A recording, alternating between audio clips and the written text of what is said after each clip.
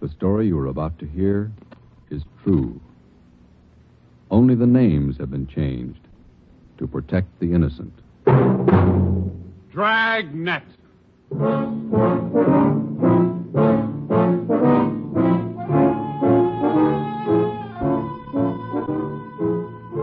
Dragnet, the documented drama of an actual crime, investigated and solved by the men who unrelentingly stand watch on the security of your home, your family, and your life.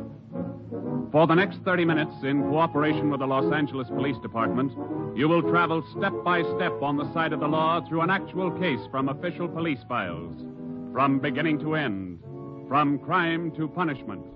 This is the story of your police force in action. Dragnet.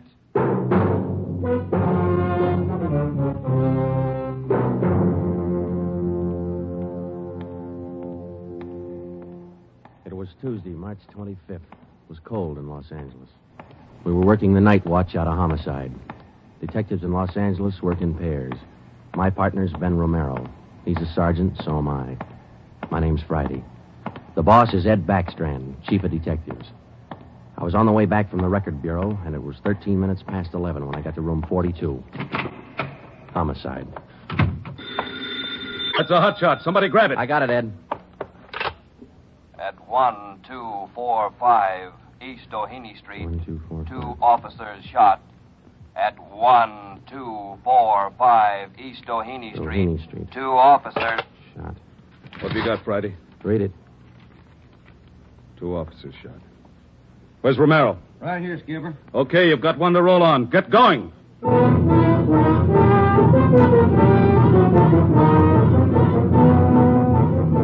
Both Ben and I knew where we were heading. We'd recognized the address. It was the Trapdoor Cafe, a joint in the south end of town that did business with a pretty rough crowd. 13 minutes later, we pulled up in front. 2 patrolmen had the crowd pretty well pushed back. There was a cruiser car in front of the cafe. The car door was open, and an officer was sprawled across the seat. He was conscious but weak, and one of his pant legs was pretty red. Hello, Sarge. Hi, how you doing? I've done better. Yeah, well, what happened? Williams and I were cruising. We've been keeping an eye on this cafe lately. Tonight we decided to take a look. And just as we went in, 2 guys left in a hurry, the back door. We followed them out into the alley. It was dark out there, and I called to them. I said, "Hey, fellas, just a minute, I want to talk to you." They stopped? I'll say. One of them whirled. He had a gun in his left hand. He shot both of us. Left hand, huh? Williams went down and out. I went down, but I took a shot at them. No effect. And I started crawling out here to the car so I could call in. You started crawling? Yeah. Wait a minute, Emerson. Weren't there any people around by that time? Yeah, quite a few ran out after the shots. You mean nobody would help you to the car? That's right. Did you get a good look at either of the gunmen? Well, one of them was tall. I think he was a redhead. There was something funny about his nose. That's all I saw. It's too dark out there. Williams was closer. I think he got a good look. Joe, the other officer, Williams. He's in pretty bad shape. Is he breathing? He's still alive, Emerson. I don't know how much time he's got. Ambulance? On the way. Okay, let's round up all the men who are in the cafe. We're taking them in.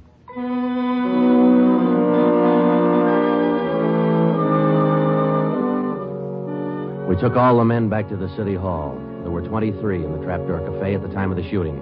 We questioned all of them. One of them said there had been a redhead in the place, but he couldn't describe him. Ben and I left the interrogation room, and we went back to the squad room. Friday, Romero. Got a minute? Yeah, Ed. Come on, Ben. Sit down. Okay. You get anything from those people you questioned? Nothing we could use. How's Williams? It's pretty bad. When do they operate? As soon as he comes out of shock.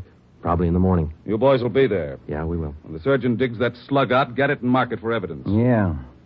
Skipper, them 2 men shot without asking any questions. They must be hot. Yeah. Same thing occurred to me. When we get that slug, ballistics can tell us whether that gun's been used on other jobs. We got enough of their modus operandi to have the statistician give us a run-through on the IBM now. One of them is left-handed, and he shoots quick. Okay, be in surgery tomorrow morning at 9.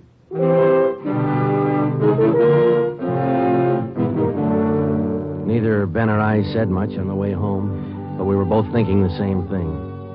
I knew the chief was thinking it, too. Here were 2 men who'd shot a couple of police officers without asking any questions.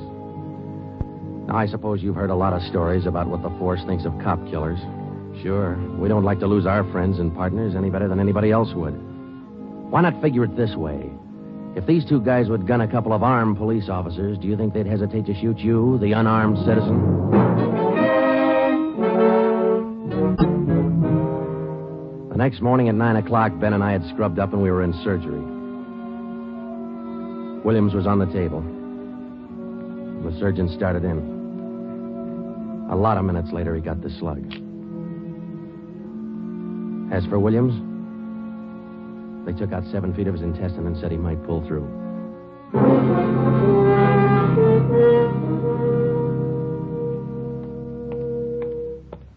Joe, here's the report from ballistics. The slug they took out of Williams come from a .44 Smith & Wesson. The same gun was used in a liquor store killing about a month ago. You call the statistician? Yeah, She's running all the cards on previous shooting through the IBM machine. She ought to be through about now. Let's take a look. Okay, come on. Hi, Helen. Just a second. Okay.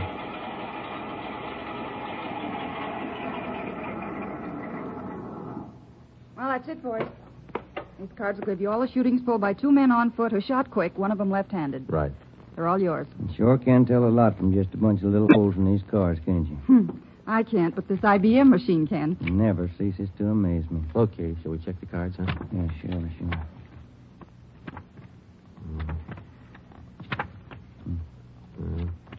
Wait a minute, Ben. Here we are. Huh? Yeah. Here's that liquor store killing ballistics tied the Smith & Wesson in on. Same gun that Emerson Williams was shot with? Well, it checks out. The liquor store was in the same neighborhood as the Trapdoor Cafe. Same gun, huh? Got to be. How long ago? A month ago, yeah. Ben, take the DR number off this card and let's pull the crime report on that job.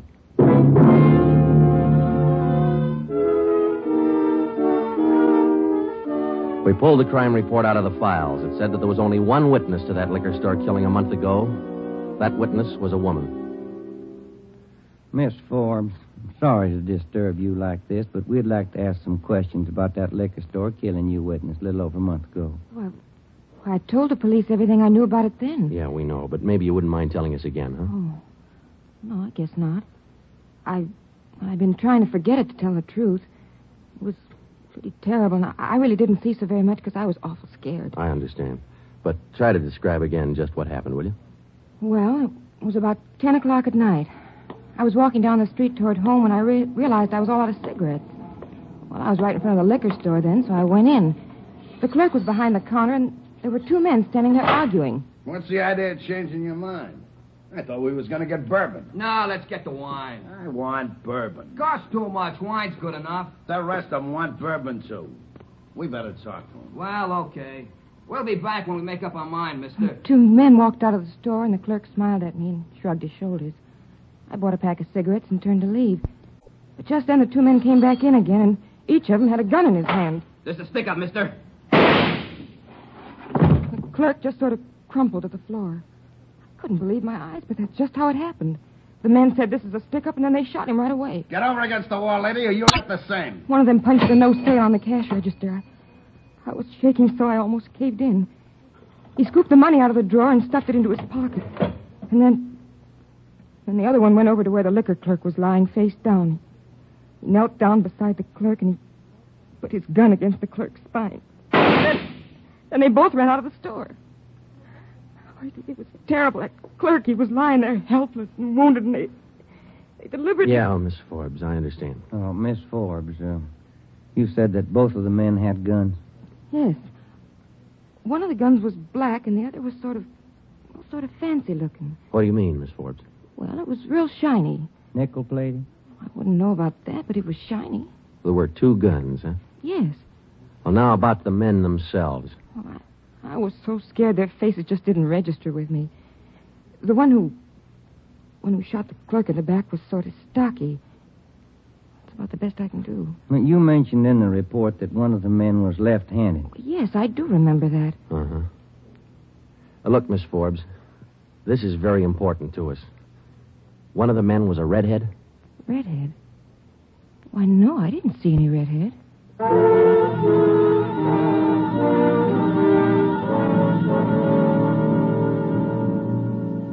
Skipper, me and Joe's run right smack into a stone wall on this thing. What's the complication? Well, there's more than one, Ed.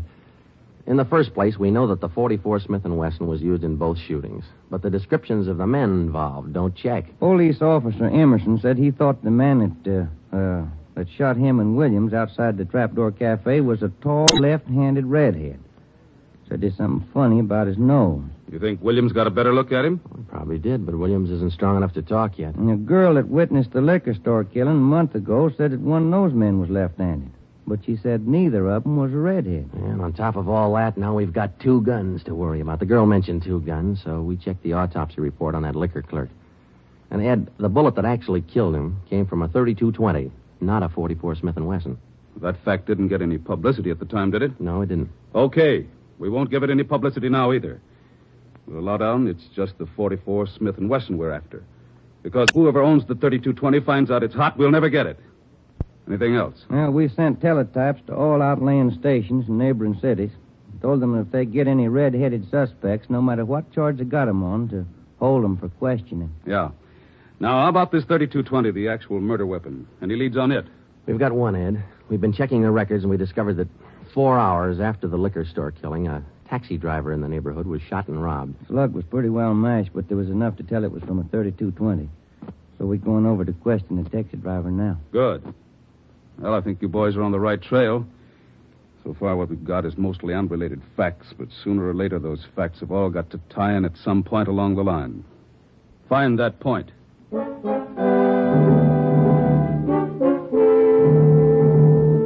find the point. Find the tie-in. Well, Ben and I went over to see the taxi driver, a guy who was living on borrowed time. Yeah, it was about 2 o'clock in the morning when it happened. I got a call to pick up a fare near 105th and Avalon, you know. Yeah. Mm-hmm. Well, I got there. Somebody came over, pulled open my cab door, and said, "This is a stick-up. Then blow it. You let me have it." Just like that, huh? Yeah, just like that. Same deal as others, Joe. Itchy trigger finger. Yeah. Did you get any kind of a look at the fella? No. It's too dark. Hey, according to the report, you got shot in the chest. Yeah, that's right. Oh, maybe you want to come. I'm still alive. I'll tell you, pal. It's something you've seen a bad movie, you know? I'm carrying a few silver dollars with me. 9 of them, to be exact. So I decided to stick them in my breast pocket. Well, mister, that just saved my... The slug hit that silver dollars. It's one for the book, huh? Yeah. Well, thank you much. Incidentally, we'll trouble finding it today. Where did this stand you operated out of last month? Oh, look, I'm only not at my usual stand. I'm not driving hack no more. Oh? After what had happened, are you kidding? No, I don't want to push my luck any further than it's been pushed. Yeah, I figure you're at it. Huh?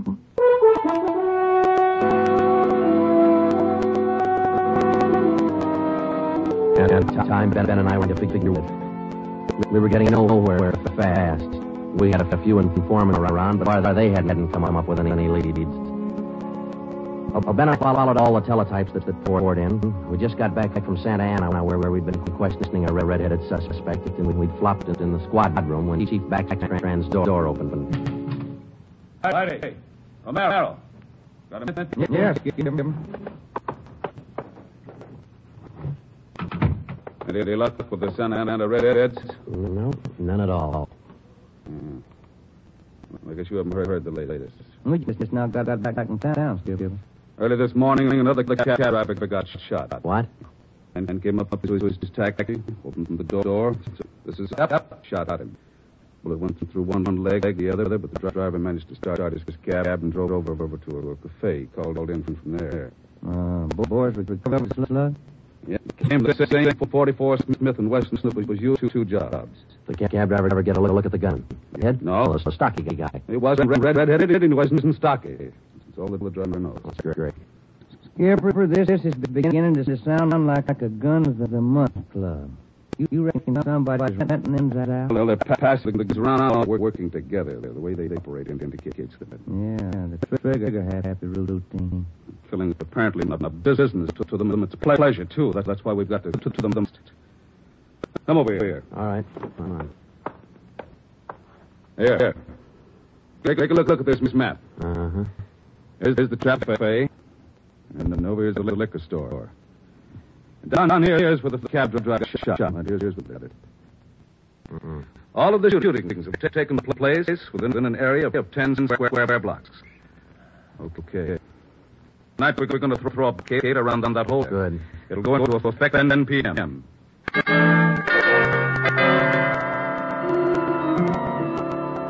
At 9:45 p.m., cars and officers started drifting into the area by 2 threes. And when Baxter and Ben and I arrived, the whole area was sewed up tighter than a tick. Davis? I got you. All set? All set. We got a primary line. It's a secondary line. Let's make a proof. We'll pick him up as a secondary. Okay. Friday and Romero here will cruise around the area with me. Where's the men? Every car in the area was shaken down. The same process was followed on all persons on foot. The blockade went on all night. By the end of that time, we'd brought in 217 suspects. 26 of them were redheads. What's your name? Henry Wagner. Where do you work? Lumber. Which one? First Star. What time did you get through work last night? About 6, I guess. What'd you do then? At some dinner. Where?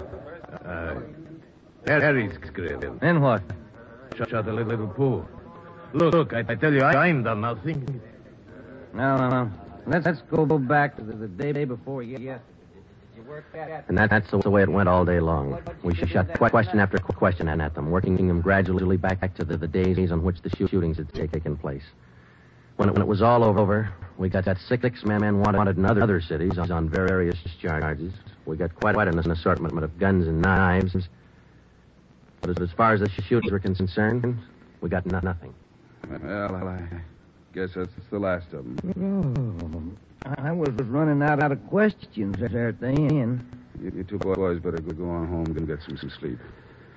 Well, I was kind of figuring on checking back over the reports to see if we might have overlooked something. I said go on home. You 2 boys have been at it for 32 hours straight. Look at you. You're both so groggy you can hardly stand up. You need sleep. It's 4 p.m. now. Don't come back until 10 p.m.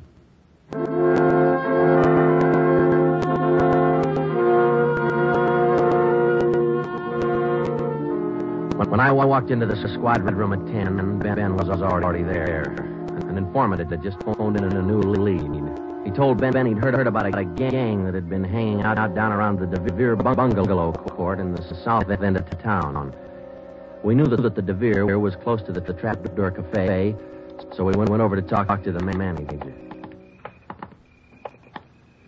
Joe, I've been meaning to ask you.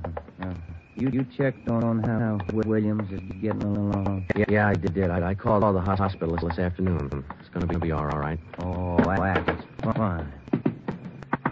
Here we are. Yeah, manager's office. Still got a light on.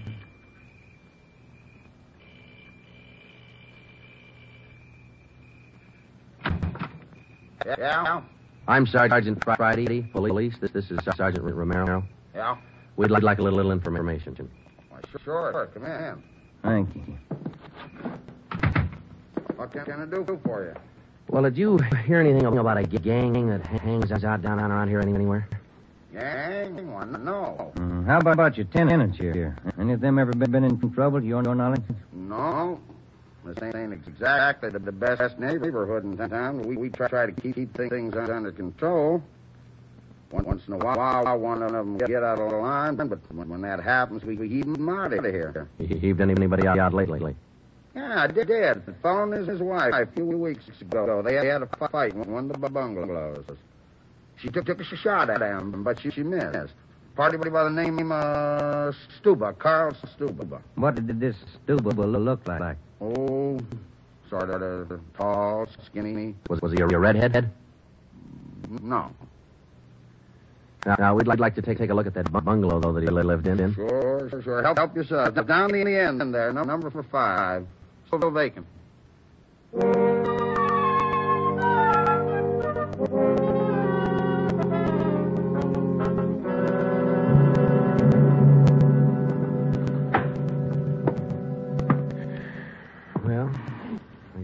does it. Stuba didn't leave a thing behind. Matter of fact, we don't have anything to prove that this Stuba was tied in at all. We're only working on a hunch. Hey, Joe, look. Where? Up on the wall there, just by the window. Oh, yeah. Yeah, that plaster there, it's newer than the rest. You got a knife? Sure I have, boy, and I'm carving.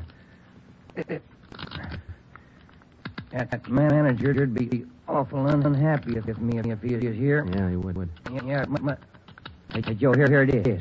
A slug. They plastered right over it. Okay, dig it out, and let's hope it matches.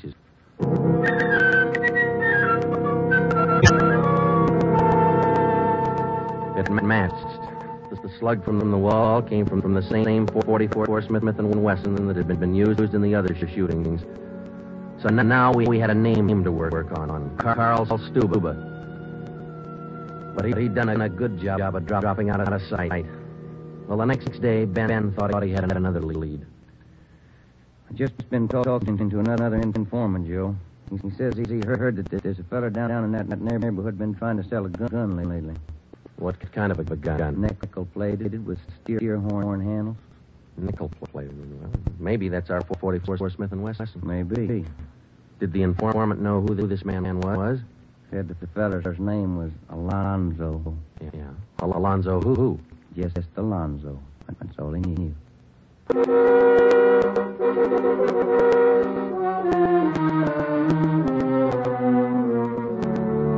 Now we had two names, Stuba and Alonzo. But no men to go with him. So we went back to making the rounds of the substations and interviewing red-headed suspects. We took a few of them to Williams, who was home from the hospital by now, but he couldn't identify any of them as the man who shot him. Still, we kept checking. Finally, we got around to the 77th Street station. We questioned the suspects that they were holding there, and we just started to leave when one of the officers called us. Hey, Sarge, Yeah. we're holding somebody else you might want to look at. Redhead? No. What's the charge? Suspicion of burglary. Small job. Oh, I don't know. What do you think, Ben? What's special about him? He lives in the same neighborhood where those shootings took place. All right. Where you got him? Down here. You admit anything? Nope. He's pretty surly. Here we are. Thanks.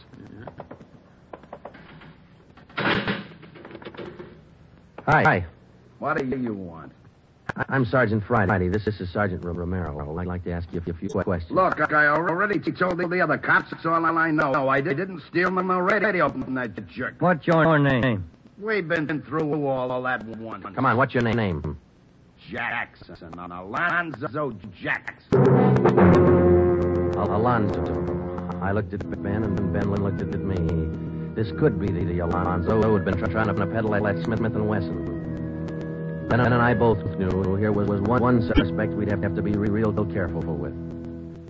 Alonzo, according to the records, this burglary you're suspected of took place on the night of the 27th. Look, how many times do I have to tell you guys it doesn't have anything to do with it? You got an alibi for that night? Sure, I got an alibi. I was out with a couple of friends. I can tell you. What's your friend's names, Alonzo? One of them's Cranley, the other's Stuba.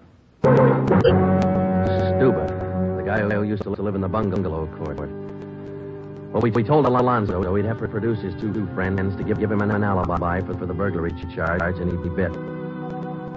He went with us, and he pointed out where Stuba was living now. No wonder we hadn't been able to find him. It was a little shack at the back of a lot behind two houses. We thought it was a chicken coop at first.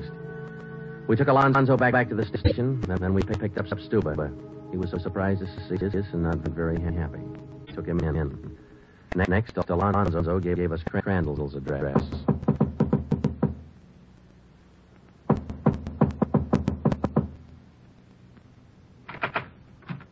Yeah? Mr. Crandall in? No. Will he be back soon? I don't know. Who are you? Sergeant Friday, Sergeant Romero, police. What do you want with him? Oh, nothing important, lady. We just wanted him as a witness. Oh. Well, I don't know just when he'll be back. Probably in an hour or two. Okay, thanks.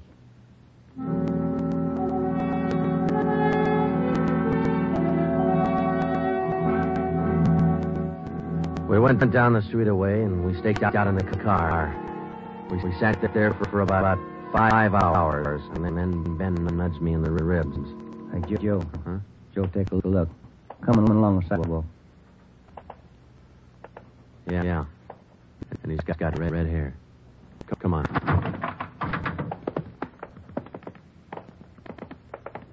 Crandall. Huh? Your name Crandall? Who are you? Friday Romero, police. Police? What do you want with me? I haven't done nothing. Well, then you got nothing in the world to worry about. Come on.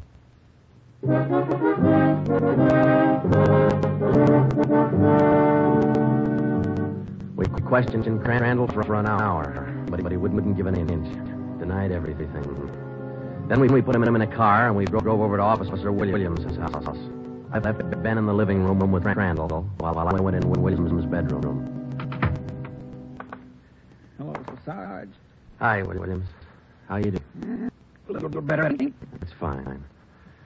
Look, we've got a redhead outside. Bring him in. Okay. All right, Crandall, come on here. Who's this in there? Why'd you meet me over here? Come on in here.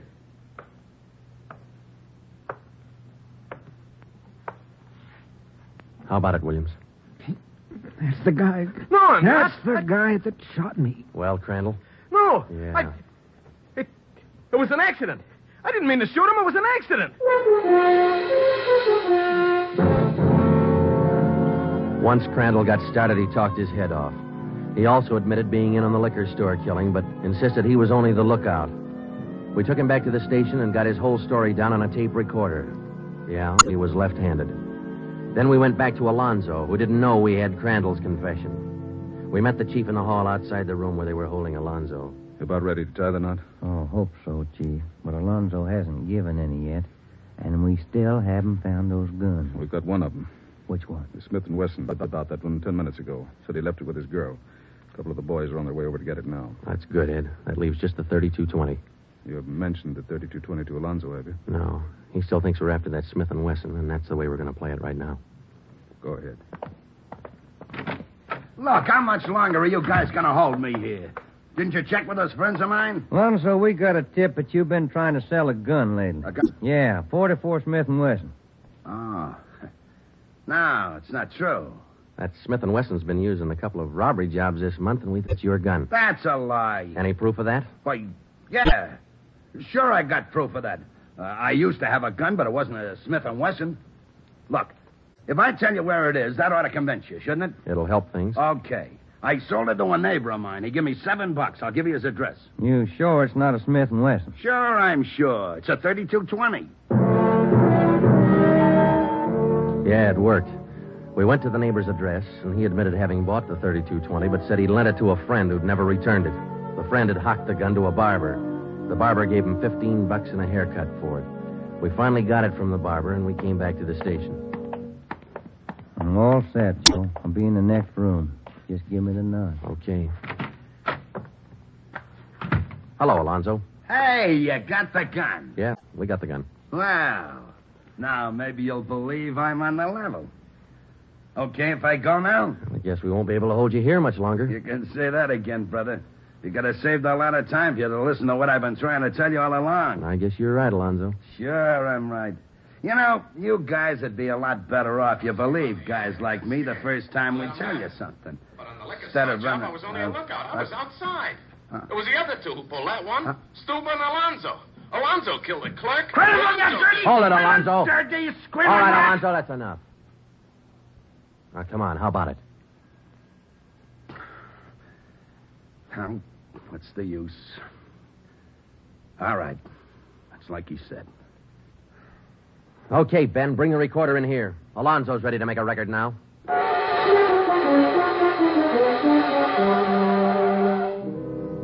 By playing back Crandall's statement that we'd recorded earlier, we got a full confession from Alonzo.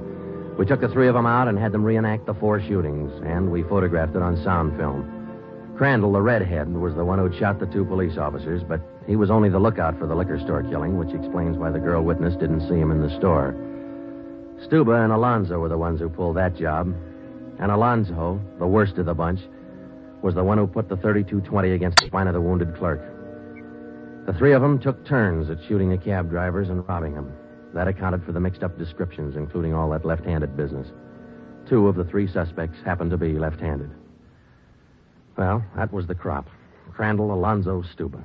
4 shootings, 3 robberies, 4 attempted murders, 1 murder. The 3 men were tried and convicted. They're all in the state penitentiary. Crandall's there for life. Alonzo and Stuba, they'll be executed next week. File it, will you, Ben?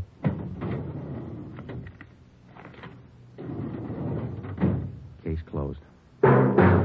Dragnet.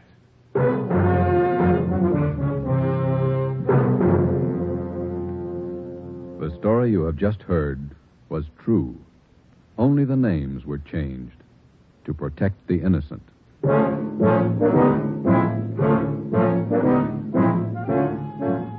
You have just heard the second in a new series of authentic cases from official files.